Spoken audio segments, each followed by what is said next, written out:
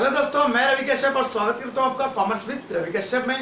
दोस्तों, आज जो हम डिस्कस करने वाले हैं वो 12th की अकाउंट का एक इंपॉर्टेंट चैप्टर डिस्कस करने वाले हैं। जी हाँ, और चैप्टर का नाम है डिसोल्यूशन ऑफ फर्म। और रिसेंटली आपके क्लासेस में भी यही चैप्टर चल रहा होगा, तो चलिए डिस्कस करते हैं डिसोल्यूशन ऑफ फर्म क्या है। दोस्तों, डिसोल्यूशन ऑफ फर्म समझने से पहले हमें समझना पड़ेगा डिसोल्यूशन का मतलब क्या होता है। तो बेसिकली डिसोल्यूशन का जो मतलब होता है, अगर हिंदी में बोलूं तो वो होता है समापन, मींस वाइंडिंग अप, किसी चीज का बंद हो जाना, क्या कहलाता है, डिसोल्यूशन। अब यहाँ पे जो हमारा डिसोल्यूशन है वो टू टाइप्स होता है। या पहला dissolution of partnership, dissolution of partnership, और सेकंड होता है dissolution of firm, of firm.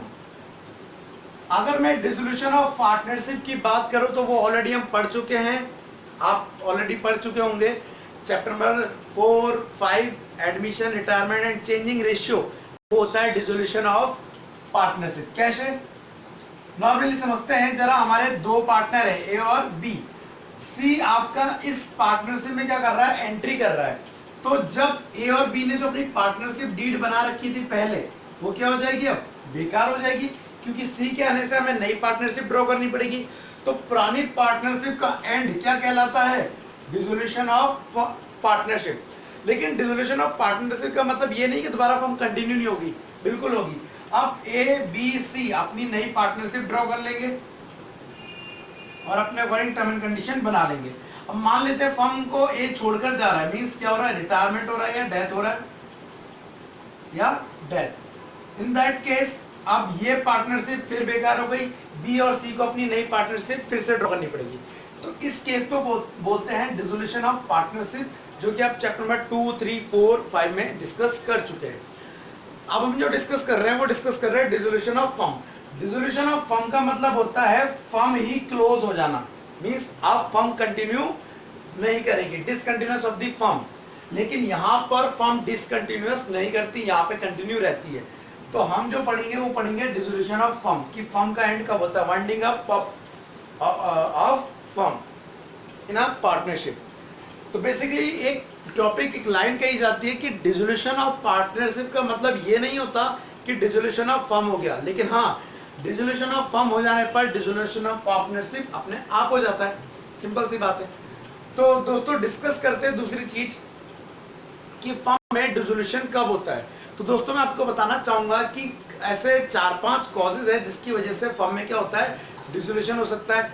हो सकता है अगर एक पार्टनर सब पार्टनर को नोटिस दे दे कि भाई मैं फर्म को क्लोज करना चाहता हूँ, इन दैट केस डिसोल्यूशन हो सकता है। या अगर आपने एग्रीमेंट जो बनाया था पार्टनरशिप डीड का, उसमें एक्सपायरी डेट यही थी कि हम 10 साल बाद या 5 साल बाद अपनी फर्म को क्लोज कर देंगे, तो एक्सपायरी डेट से भी आपकी फर्म डिसॉल्व हो सकती है। कोर्ट के द्वारा भी आपकी फर्म को डिसॉल्व किया जाता है अगर पार्टनर आपका कोई इंसॉल्वेंट होता है या आपका पार्टनर अनसाउंड माइंड होता है। अनसाउंड माइंड मींस आपके पार्टनर का जब दिमाग काम ना करे तो उसे बोलेंगे अनसाउंड माइंड। दूसरी चीज, अगर पार्टनर इंसॉल्वेंट हो जाए तो हो जाएगा, पार्टनर की डेथ हो जाए तो फर्म क्या हो जाएगी, क्लोज हो जाएगी। तो ये कई सारे कॉजेज है जो आपकी बुक में दिया हुआ है, चैप्टर फर्स्ट, मतलब चैप्टर के शुरुआत में ही, तो आप देख सकते हैं उसको। तो मैं अब डिस्कस करने वाला हूं एक्चुअली इसका treatment, accounting treatment of dissolution. तो आपको एक ये प्रिपेयर करना है डिफरेंस, क्योंकि एग्जाम में आ जाता है। दूसरा आपको प्रिपेयर करना है कॉजेज ऑफ डिसोल्यूशन।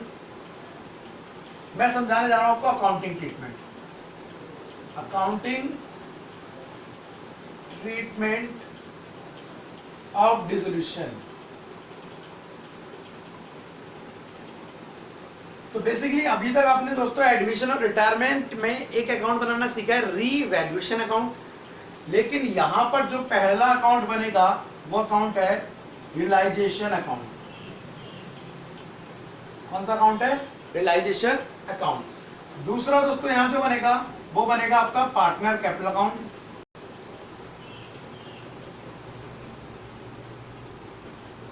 और तीसरा जो आपका अकाउंट बनेगा वो बनेगा कैश अकाउंट और बैंक अकाउंट, ठीक है। चौथा, कभी आपको जरूरत पड़ सकती है लोन अकाउंट बनाने की, बट ये कंपलसरी नहीं है, ये ऑप्शनल में होता है। मींस अगर क्वेश्चन में गिवन हो कुछ इंस्टॉलमेंट के ऊपर में तो ही हमें इसे बनाना पड़ता है। तो बेसिकली आपको रिलेशन अकाउंट बनाना पड़ेगा, पार्टनर अकाउंट और कैश और बैंक अकाउंट। यहाँ पर आपको बैलेंस शीट बनाने की जरूरत नहीं है, जस्ट बिकॉज ऑफ क्योंकि आपकी फर्म डिसकंटिन्यू नहीं कर मतलब कंटिन्यू नहीं कर रही है, डिसकंटिन्यू हो गई है, in that case balance sheet बनाने की कोई जरूरत नहीं है। तो चलिए डिस्कस करते हैं सबसे पहले रियलाइजेशन अकाउंट। रियलाइजेशन का मतलब क्या होता है? रिलीज करना। मीन्स हो क्या रहा है, आपकी फर्म में कुछ असेट्स हैं और कुछ लायबिलिटी है। आप जैसा कि देख सकते हैं अपने एडमिशन में और रिटायरमेंट में पहले से ऑलरेडी एक बैलेंस शीट गिवन होती थी, तो उस बैलेंस शीट में लायबिलिटी में कुछ क्रेडिटर, बीपी, जनरल, कैपिटल दी होती थी। Asset side cash, bank, building, furniture, machinery, building etcetera debtor waiter given होते हैं। तो इनको क्या करना है, एक्चुअली हमें लायबिलिटी की पेमेंट करनी है और असेट्स को सोल्ड करके कैश लेना है। तो इस अकाउंट में हम यही करेंगे कि असेट्स को सोल्ड करेंगे और लायबिलिटी की पेमेंट करेंगे। तो चलिए डिस्कस करते हैं सबसे पहले रियलाइजेशन अकाउंट कि रियलाइजेशन अकाउंट कैसे बनता है। तो दोस्तों रियलाइजेशन अकाउंट का जो फॉर्मेट है वो कुछ इस प्रकार है कि आपका एक पर्टिकुलर अमाउंट हो जाएगा। ये मैंने बना दिया आपका एक सिंपल रियलाइजेशन अकाउंट। ये आपकी यहाँ पे हो गई डेबिट साइड, ये आपकी हो गई क्रेडिट साइड। अब करना क्या है, आपको क्वेश्चन में एक बैलेंस शीट गिवन होगी ऑलरेडी, ठीक है। तो उस बैलेंस शीट में से आपको असेट्स और लायबिलिटी कॉपी करने हैं इसमें। जस्ट एग्जांपल के लिए आप असेट्स में से कैश, बैंक और फिक्टिशियस असेट्स को छोड़कर सारे असेट्स कॉपी कर लेंगे। जस्ट लाइक डेटर हो गया आपका, वहां पे बिल्डिंग हो गया। मींस कैश बैंक को ना लेके आप सारे ले सकते हैं। बेसिकली पीएनएल मत लेना, वो फिक्टिशियस असेट्स होते हैं। फर्नीचर हो गया, मशीनरी हो गया, और भी कई सारे यहाँ पे एग्जांपल आपके होंगे। आगे हम डिस्कस करेंगे यहां पर आपको क्या ट्रांसफर करनी पड़ेगी, लायबिलिटी। आप यहां पे क्या ट्रांसफर करेंगे, क्रेडिटर। उसके बाद आप यहां पे ट्रांसफर करेंगे बीपी। दूसरा इसके बाद आप यहां ट्रांसफर करेंगे रिलेटिव लोन, नट। ओके, चेक कर रहा था वीडियो बन भी रही है या ऐसे ही मैं बोल रहा हूँ। चलिए स्टार्ट करते हैं। रिलेटिव लोन हो गया आपका। यहाँ पे रिलेटिव लोन में मैंने स्टार बनाया है, क्यों बनाया है मैं आपको बताऊंगा अभी कैसे क्या है इसमें। उसके बाद अदर कोई भी लायबिलिटी हो तो आप डाल सकते हैं इसमें, अदर लायबिलिटी। जर्नलिज्म यहाँ पर नहीं आएगा। मींस जो चीजें पार्टनर कैपिटल अकाउंट में आती थी उसे पार्टनर कैपिटल अकाउंट में ही डालेंगे। Balance BD, capital, general reserve, workman compensation reserve, ठीक है। यहाँ पे दो चीजें ध्यान रखना आपको। एक चीज तो प्रोविजन जितने भी है वो सारे यहाँ पे आपको डालना है। Provision for DD, provision for dep, provision for dep, investment, IFR में लिख देता हूँ, इन्वेस्टमेंट फ्लक्चुएटिंग रिजर्व या फंड, आईएफआर। अब आपने मान लीजिए ये असेट डाल दिए, यहाँ पे और भी असेट्स हो सकते हैं, मैंने भी सिंपल कुछ 2-4 लिखे हैं। अब इतना तो आपने बैलेंस शीट में से कॉपी किया तो इसमें तो कोई प्रॉब्लम वाली बात है ही नहीं। अब स्टार्ट होता है टॉपिक। टॉपिक क्या होता है, आपको एडजस्टमेंट्स दी होंगी कुछ, ठीक है। तो उन एडजस्टमेंट को रीड करते हुए आपको असेट्स सेल करके इधर पे दिखाने हैं। मींस या तो आप पार्टनर को दे देंगे, मान लेते हैं हमारे पार्टनर कौन है, एक्स, वाई और जेड। अगर कोई असेट्स पार्टनर लेके जा रहे हैं तो पार्टनर के नाम से लिखे जाएंगे, या अगर आप किसी बाहर वाले को सेल कर रहे हैं तो वो कैश के नाम से लिखे जाएंगे। जस्ट एग्जांपल के लिए कि बिल्डिंग को एक्स ने टेक ओवर कर लिया तो हम लिखेंगे बाय एक्स कैपिटल अकाउंट। और क्या टेक ओवर करा उसने टेक ओवर करा है बिल्डिंग को। जितना भी अमाउंट होगा हम डाल देंगे। मान लेते हैं हमने डेटर, फर्नीचर और मशीनरी को, डेटर फर्नीचर को सोल्ड कर दिया, रिलीज कर दिया, रिलाइज कर दिया। तो इसके लिए हम कैश या बैंक लिखेंगे एज यू विश। तो डेटर और क्या, फर्नीचर, इन दोनों के अमाउंट आप यहाँ डाल देंगे। जैसा हमने असेट्स का ट्रीटमेंट करा वैसा लायबिलिटी का ट्रीटमेंट करना है। जैसे क्रेडिटर, अगर क्रेडिटर को हम पे कर रहे हैं कैश में, मतलब कोई पार्टनर पे नहीं कर रहा, तो क्या आएगा, कैश के नाम से आएगा। मान लेते हैं क्रेडिटर आ गया यहाँ पर। और एक और चीज रियलाइजेशन एक्सपेंस में बताना चाहूंगा, जब हम इतना सारा प्रोसेस करते हैं, रियलाइज करते हैं, तो कुछ खर्चे हो जाते हैं, इन्हें बोलते हैं रियलाइजेशन एक्सपेंस, जो कि डेबिट साइड आते हैं। अगर पार्टनर पे करेगा तो पार्टनर के नाम से आएंगे, नहीं तो अदरवाइज कैश के नाम से इसको आप पुट कर देना। इसको यहाँ नहीं आता, सीधा ये यहाँ आता है, क्या, रियलाइजेशन एक्सपेंस। दूसरी चीज आप देख रहे हैं कि रिलेटिव लोन, रिलेटिव लोन का मतलब समझिए। अच्छा, बीपी का बता दूं कि बीपी का मतलब है यहाँ पर बिल्स पेबल लायबिलिटी है। अगर कैश में पे करें आप कैश में डाल सकते हैं। मान लेते हैं इसे वाई ने पे करा है तो आप लिख सकते हैं वाइज कैपिटल अकाउंट ब्रैकेट में बीपी। रिलेटिव लोन का फंडा क्या है? रिलेटिव लोन का मीनिंग समझिए। अगर क्वेश्चन में लिखा है लायबिलिटी में एक्स लोन, वो भी क्या, मिस्टर एक्स, और एक लिखा है मिसेस एक्स लोन, दोनों में डिफरेंस हो जाएगा। एक पार्टनर का लोन है जो पार्टनर ने फर्म को दिया, और एक बाहर वाले बंदे ने दिया, क्योंकि उसकी पत्नी पार्टनर नहीं है तो वो आउटसाइडर कहलाएगा। एक सिंपल एग्जांपल समझिए आप, कि मान लीजिए कि आपने कुछ पैसों की जरूरत पड़ी आपको, तो आपने कुछ रिलेटिव्स अपने घर वालों से ले लिए, कुछ बाहर वालों से लिए। तो 10,000 आपने घर वालों से लिया है कर्ज, और 20,000 आपने बाहर से लिया है। तो आपको जब पैसे मिलेंगे आप सबसे पहले किसको पे करेंगे? बेसिकली आप बाहर वालों को पहले पे करेंगे, फिर अपने घर वालों को पे करेंगे। सेम लाइक अगर पार्टनर ने लोन दिया है फर्म को तो उसकी पेमेंट अभी नहीं होती, वो लास्ट में होती है कैश अकाउंट में। और अगर बाहर वालों ने दिया है तो उसकी पेमेंट तुरंत अभी हो जाती है।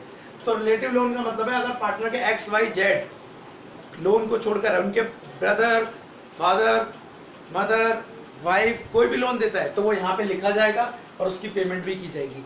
लेकिन अगर X loan, Y loan, Z loan होगा तो सीधा कैश अकाउंट में क्रेडिट साइड पे आएगा, यहाँ पर नहीं आएगा, ध्यान रखिएगा। दूसरी इंपॉर्टेंट चीज इन तीन चीजों की है दोस्तों, provision for DD, provision for debt और आईएफआर, इन्वेस्टमेंट फ्लक्चुएटिंग रिजर्व। ये ऐसे लायबिलिटी है जिनको क्रेडिट साइड तो डाला जाएगा लेकिन डेबिट साइड डालने की जरूरत नहीं है। क्यों नहीं है? क्योंकि हम क्या करते हैं, इनको फ्यूचर के लिए बना के चल रहे थे। प्रोविजन की हमें ये कहीं पे क्या हो जाने, खर्च हो जाने, कहीं पे यूज हो जाने, बट आपकी फर्म क्या हो गई, क्लोज हो गई, तो इसको तो कहीं पे यूटिलाइज ही नहीं होना। ठीक है, तो ये हमारे लिए क्या बन जाएगा, प्रॉफिट। जस्ट एग्जाम्पल के लिए इसके आप एग्जाम्पल ले सकते हैं कि आप एक मान लीजिए आप पैसे इकट्ठे कर रहे हैं अपनी बाइक लाने के लिए या स्कूटी लाने के लिए, तो आपने 20-30 हज़ार रुपये इकट्ठे कर लिए थे। इतने में क्या हुआ, आपके बर्थडे पे आपके फादर ने आपको गिफ्ट कर दी स्कूटी। तो दोस्तों ये जो डिस्कस हुआ ये हमारा डिस्कस हो गया कि रिलेशन अकाउंट कैसे बनता है। फाइनली मैं एक बात दोबारा बता दूं कि जब आप इसका टोटल करेंगे तो इसको टोटल करेंगे, इसको टोटल करेंगे, अगर आपका ये साइड ज्यादा आ रहा है तो आपकी जो बैलेंसिंग फिगर निकलेगा वो डेबिट साइड निकलेगा प्रॉफिट ट्रांसफर के नाम से, और आप एक्स वाई जेड में उसको बांट देंगे। और अगर आपकी कभी क्रेडिट साइड निकल ली है तो आप लॉस ट्रांसफर लिखेंगे और एक्स वाई जेड में उसको बांट देंगे, X capital account, Y capital account, Z capital account. हमारा हुआ रिलेशन अकाउंट का फॉर्मेट। दोस्तों इसकी आगे बनेगा इसका पार्टनर कैपिटल अकाउंट और कैश अकाउंट, जो कि हम अगले टॉपिक अगली क्लास में डिस्कस करेंगे पार्ट सेकंड में। आज मैं आपको एक इंपॉर्टेंट चीज डिस्कस करने वाला हूं, इसकी जर्नल एंट्री, क्योंकि जो एग्जाम में है इसकी जर्नल एंट्री बहुत ज्यादा आ रही है और आपके कुछ शुरुआती जो क्वेश्चन है आपकी बुक्स में वो जनरल एंट्री के। तो जनरल एंट्री में क्या करना है आपको, डिसोल्यूशन में अगर आपको अकाउंट आता है तो आप जनरल एंट्री अपने आप बना सकते हैं। एक काम है तो जनरल एंट्री आप याद कीजिए और उसके बाद उसको करिए, या दूसरा आप फॉर्मेट याद रखिए और जनरल एंट्री कीजिए। जैसे एग्जांपल के लिए ये चीज आपकी क्या है, डेबिट में टू साइड, तो ये जो टू साइड है तो टू साइड भेज दीजिए और जनरल एंट्री बन गई realisation account debit to debtor to building और टू फर्नीचर, सारे आप डाल सकते हैं, नो प्रॉब्लम, मशीनरी। क्लियर है? अगर मैं बात करूं इनकी तो ये क्या है, बाय साइड पे है, बाय वाले क्या हो जाएंगे, डेबिट हो जाएंगे। तो डेबिट का मतलब हो गया यहाँ पे क्रेडिटर आपका डेबिट हो जाएगा, बीपी आपका डेबिट हो जाएगा, लोन आपका डेबिट हो जाएगा, प्रोविजन आपका डेबिट हो जाएगा, वो सारी चीजें जो क्रेडिट साइड की है। टू ये डेबिट है सारे, ध्यान रखिए। और टू क्या आ जाएगा आपका, लाइजेशन अकाउंट। क्लियर है? अब एग्जांपल के लिए कि मशीनरी को हमने सोल्ड, बिल्डिंग को सोल्ड कर दिया एक्स को, क्वेश्चन में गिवन होगा कि building take over by X, building take over by X. तो जब एक्स ने टेक ओवर कर लिया तो बाय के नाम से है, by X capital account, by है तो डेबिट में चला जाएगा, X capital account debit to realisation account. आप यहां देख सकते हैं कि हमने यहाँ पेमेंट करी है क्रेडिटर रिलेशन एक्सपेंस की, कैश के नाम से ये टू में है, तो ये 2 में चला जाएगा, तो इसकी जो एंट्री बनेगी रियलाइजेशन टू कैश। क्लियर है? अमाउंट आप ये वाला डालेंगे। फाइनली अब देखिए यहाँ पे प्रॉफिट निकल रहा है या लॉस निकल रहा है, कोई भी एक निकल रहा है, तो उसकी एंट्री कैसे करेंगे? जो आपका प्रॉफिट निकल रहा है वो 2 साइड है, 2 में कौन है? X Y Z. X account capital account debit, Y capital sorry realisation debit होगा, realisation debit to X to Y to Z capital account capital account capital account. ये आप डाल सकते हैं अमाउंट इनके।